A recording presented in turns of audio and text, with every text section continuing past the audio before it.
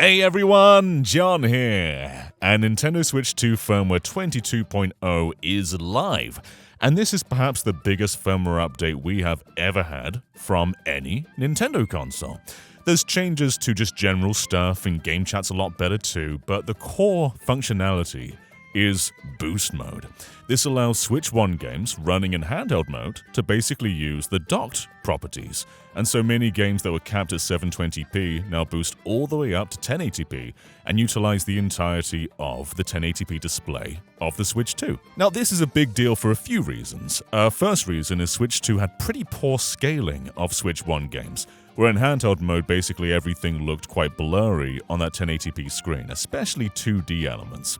This is very similar to what happened on DS and 3DS, where DS games looked very blurry unless you booted them in the pixel perfect mode, and now this basically solves the issue.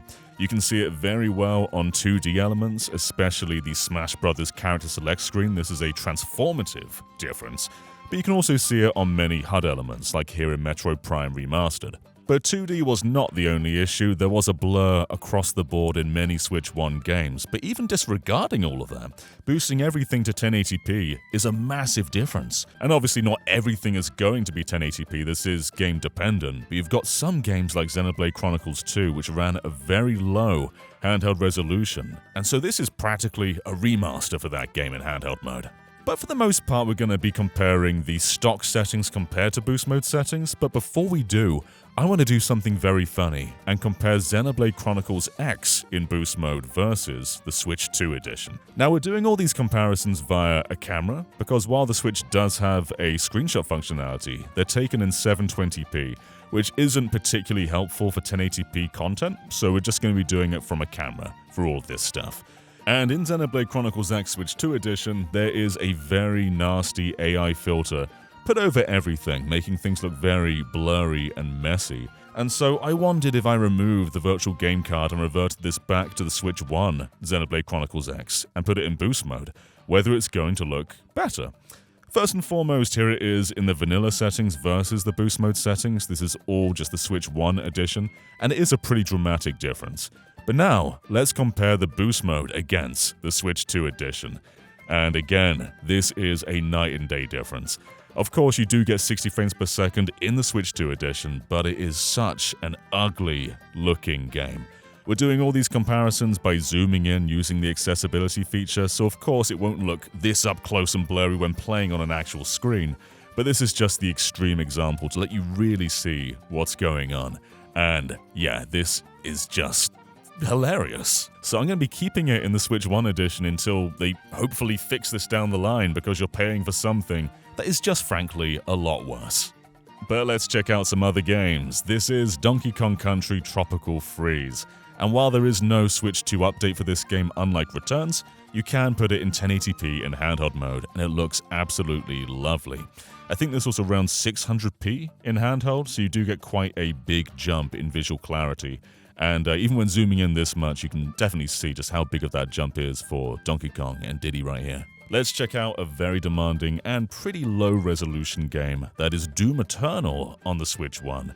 And here you can definitely see there's a pretty massive difference in clarity when just looking at the gun right there. Spyro Reignited Trilogy does have a pretty stark difference, but not quite as jarring as I thought it would be.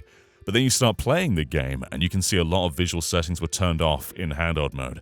For instance, there's just a lot more grass when playing in docked, so handheld seems a little bit barren compared to the more full feeling of docked or boost mode, which is really nice here.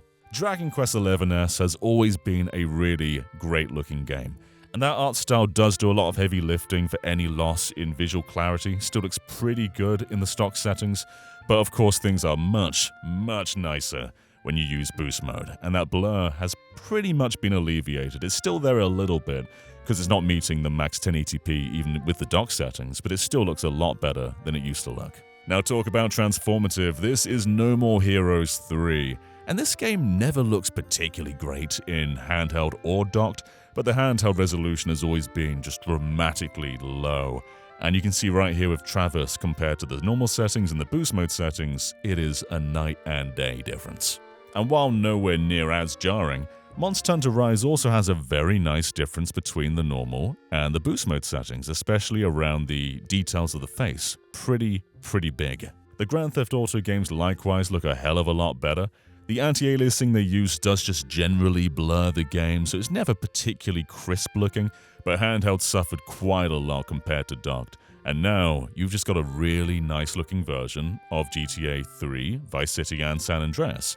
There are still issues, of course, but with the lighting update and other adjustments, these are now pretty great handheld versions of the PS2 GTA games.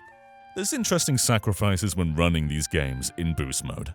Basically, the Joy-Con are now recognized as Pro controllers because the game is seeing itself docked rather than handheld.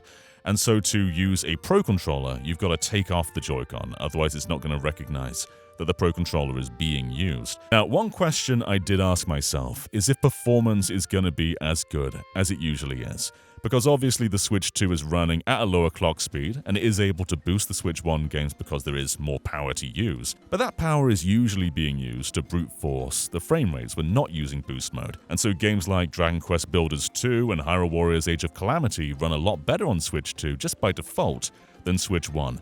And so I've wondered whether boost mode is going to get in the way of that.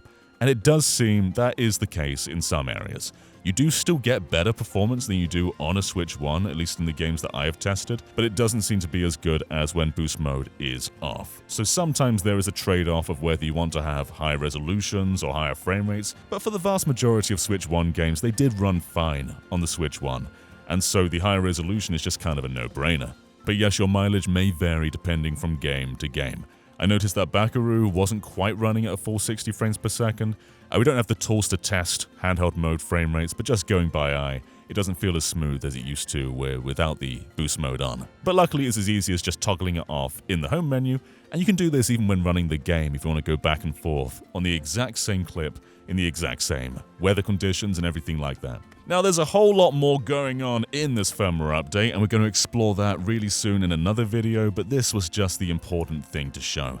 You've got games like Witcher 3 just looking really transformative on the Switch 2 compared to Switch 1, and I am saving the best example for last, Xenoblade Chronicles 2. The entire trilogy just didn't look very good in handheld mode on the Switch 1. 3 is maybe the best, but 1 and 2, 2 especially, just had a really aggressive dynamic resolution scaling. And so areas like this with the Switch 1 settings on look pretty abysmal and just have this very weird sharpening filter put on them. The dock settings are still not perfect, but it does look a heck of a lot better in Xenoblade Chronicles 2. We've zoomed in pretty close on the character models here just to let you see all their facial expressions, and this is massive compared to how it looked originally.